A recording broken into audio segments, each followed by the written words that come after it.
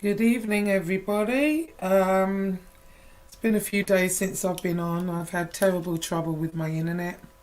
It's been a nightmare. Anyway, hopefully it's fixed now. And I'm going to introduce you to somebody that I knew and grew up around when I was growing up, and his name is Vic Dark. Now, Vic Dark was just one of those guys that he didn't care. This is Vic. He did a lot of bank robberies, post office jobs. I mean, you name it, he did it. And he really had no fear. He didn't care. He was one of the most feared, um, gangsters, if you want to call it that, during that time that I was growing up. I met him several times. One was at the Epping Forest Country Club. That was a club we all used to go to. And another club we used to go to called the Penthouse Suite. It was actually called the Room at the Top, the Penthouse Suite. The reason it was called this is because in Ilford, where I lived, they had it was like a skyscraper to us, but in comparison to the American skyscrapers like what you got in New York, it was probably about a quarter of that size. But you used to have to get a lift to the top to where the club was, so there was only one way in and one way out.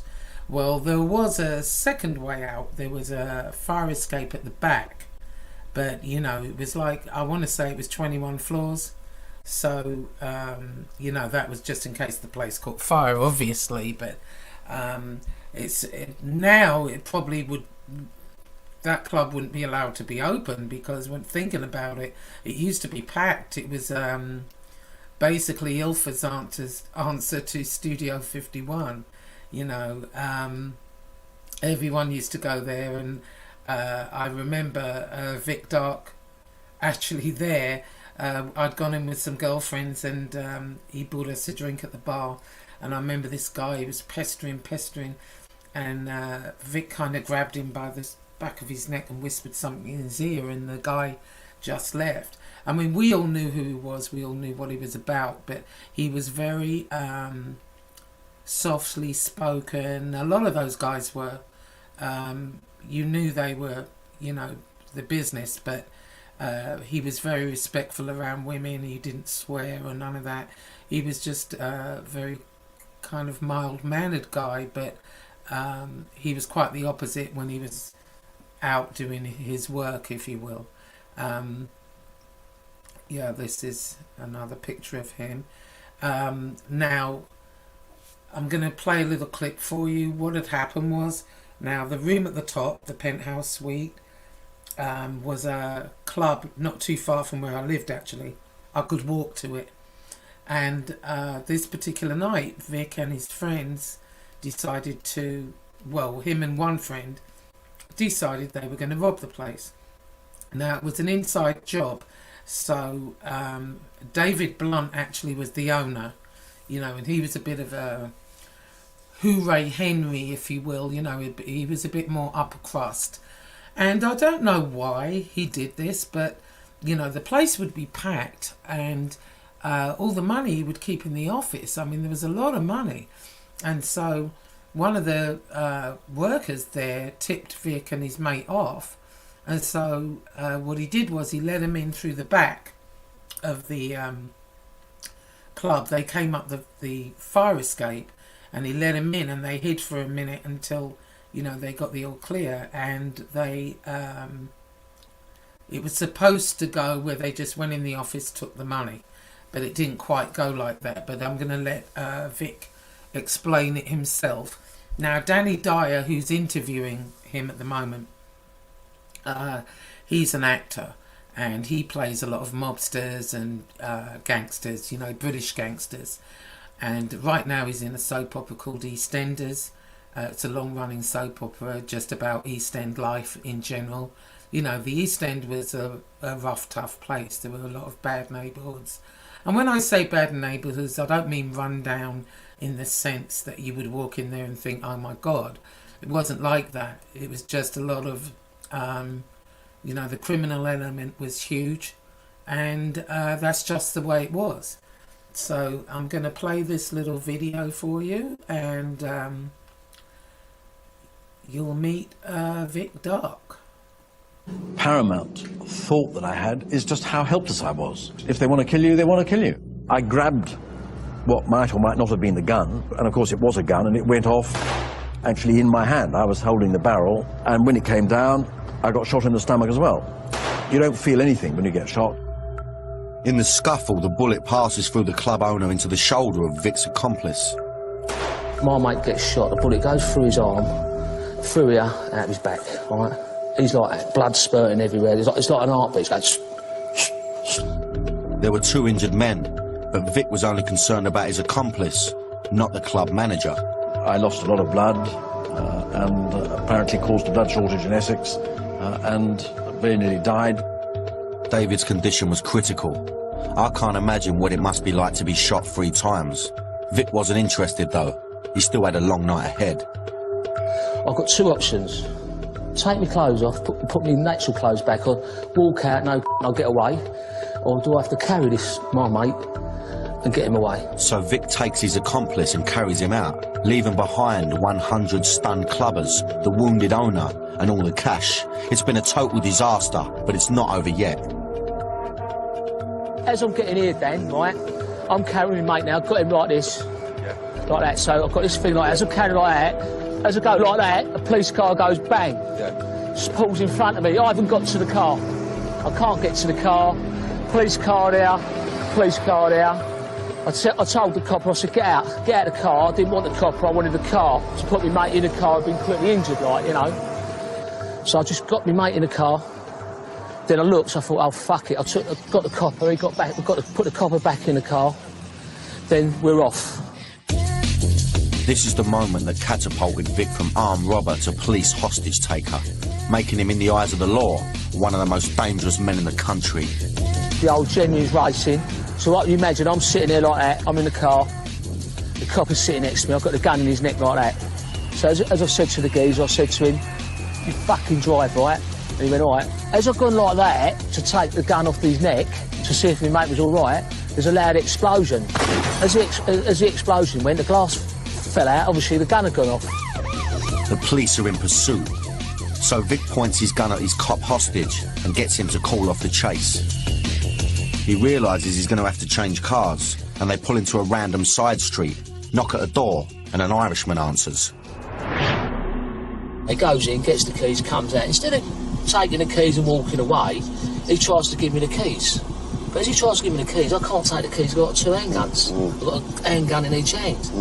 So the Irishman looked at me, I looked at him, and now he's looked at me, and he knows, he's seen the guns. I thought, so I said to him, right, you're coming with me, mate.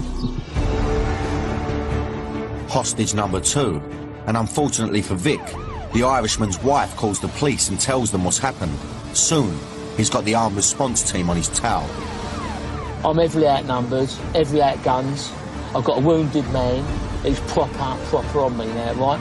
I still will not give up on my mate. I mean, no one in England has ever took out a geezer out a surrounded building you see surrounded by police. Vic drops his accomplice at a safe house where he stays hidden. He's never caught by the police, but for Vic, it's a different story. The chase is taken out to rural Essex. The car crashes. Vic runs out and hijacks another car. They forced a Vietnamese restaurant worker to drive them further. Did you believe he would kill you? I think sometime he might shoot me.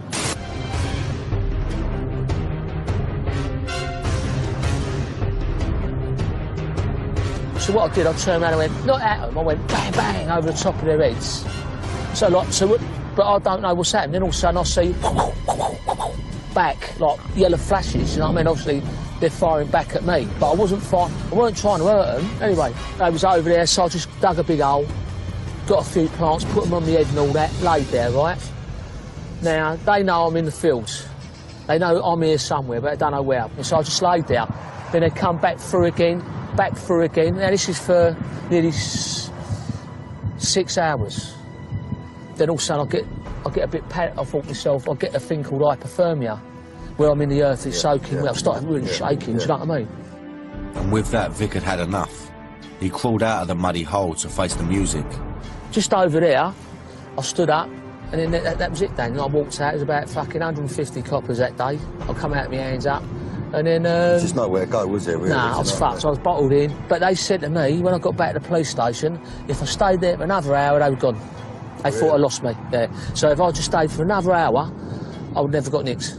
That night of crime cost Vic a 15-year sentence, and for his victim, it changed his life forever. It's a cowardly way and it's a lazy way to just try and pinch what somebody else has got, especially I'm running a one-man operation. I mean, it virtually put me out of business. David spent 5 agonising weeks in hospital trying to recover from his gunshot wound. And I remember when I got home, eventually, and I couldn't get out of the car. I couldn't lift my leg up. And people don't realise these sort of things.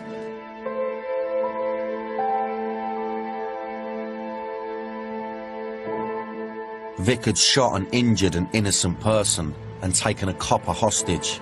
I wasn't surprised he was to have a difficult ride in jail.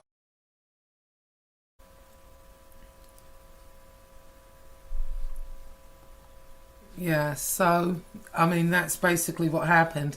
The reason that it happened, you know, according to Vic, was, like, I couldn't believe when, you know, they had the shootout in Ilford High Street. I mean, you wouldn't have believed it, because it was just such a, you know, Ilford was a nice little town. I mean, there was a huge criminal element there, but you wouldn't really have known. So when that happened, it was shocking. And, you know, what Vic eventually said was, when he went to rob the place, his mate only had one job, and that was to disable the phones so nobody could call the police and to kill the alarm. And for some reason, his mate didn't do either. And so that's why, as soon as they went to rob the place, they hit the panic button and the police had surrounded, you know, the place. But one good thing about him is, you know, he wasn't leaving his friend, and that friend of his never knew who it was, and he was never nicked. You know, Vic ended up doing 15 years and he didn't rat on anyone. But at the end there, the club owner, you know, it's like a double-edged sword. I mean, you don't realise, you know, the effect that had on him. It clearly affected him, you know, for the rest of his days. You could see he was almost in tears there for a minute. So, you know, I think that's pretty sad. But, yeah, anyway, so that's Vic Dark. That's one of the fellas that I grew up around. And next time I'm going to be talking about Roy Shaw. I'm going to be talking a little bit about the British justice system and how it compares to the American system, a little bit about our prisons. Now, Vic Dark, when he did his 15-year stretch, they had him in every prison in England. I think it's just something that they do to add to the punishment, you know, so your family can't visit and stuff like that. So that's what I think's going on there. You know, like I have told you all before, I've been to virtually every prison in England, and Vic definitely did in his 15-year thing. They were moving him every 5 minutes, and he was a Category A prisoner, which means, you know, he was really kept on lockdown. But we'll talk more a little bit about that, and you know, just the comparisons and how they do people. Roy Shaw was another guy that was around when I was growing up, and they really messed with him. But we'll talk about that another time. Anyway, hope you all have a good evening. This is just a quick little something I thought you might be interested in. And see you